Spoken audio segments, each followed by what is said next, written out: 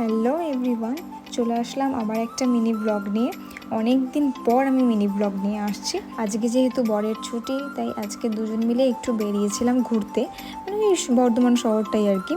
তো প্রথমে আমরা এখান থেকে গিয়েছিলাম কিন্তু 108 মন্দির, 108 শিব মন্দির, যেটা বর্ধমানে হয়তো অনেকেই জানবে, অনেকেই চিনবে। তো সেখানে গিয়েছিলাম, আর তোমাদের সাথে শেয়ার করবো না তা তো হতেই পারে না। তারপরে আমরা এখানে একটু প্রণাম করে নিলাম। আমাদের হঠাৎ করেই ঠিক হয়েছিল যে আমরা 108 মন্দিরে ঘুরতে যাব, যেহেতু আমাদের বাড়ি থেকে খুব একটা দূরে নয়, খুব কাছেই একদম। সেই জন্য আমাদের আসাটা কিন্তু কোনো প্রবলেমের নয় আর কি, মানে কোনো ঝামেলার ব্যাপার নয়, যে স্কুটি করে আর কি ওই 5-10 মিনিটের রাস্তা।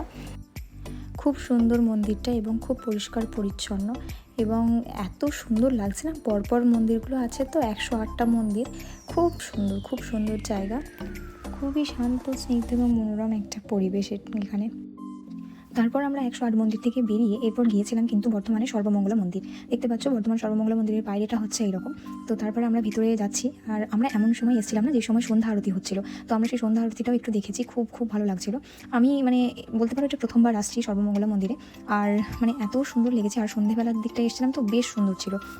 এই দেখো এখানে এখন আরতি হচ্ছে, কি দারুণ লাগছিল, মানে এত সুন্দর পরিবেশ না, মন্দির মানেই তার একটা আলাদাই পরিবেশ হয়। তো আমার তো খুব ভালো লাগলো, 108 মন্দির গেলাম এবং সর্বমঙ্গলা মন্দির দুটোই একসাথে দেখা হলো। আর এই হচ্ছে সর্বমঙ্গলা মন্দির। এই দেখো খুব সুন্দর, মানে দক্ষিণেশ্বর মন্দিরের মতন কিছুটা দেখতে। তো ওদিকে আমাদের তো দুটো মন্দির মানে ঘোরা হলো, খুব ভালোভাবে দেখলাম, খুব মানে আমার খুব ভালো লাগলো, একটা আলাদা স্যাটিসফ্যাকশন এলো আর কি। তো এবার আমরা বাড়ি যাই। তো আজকের এই মিনি ব্লগটা কেমন লাগলো আমাকে অবশ্যই কমেন্টে কিন্তু জানাবে, আর ভালো লাগলে একটা লাইক করে দেবে। দেখা হবে নেক্সট ভিডিওতে।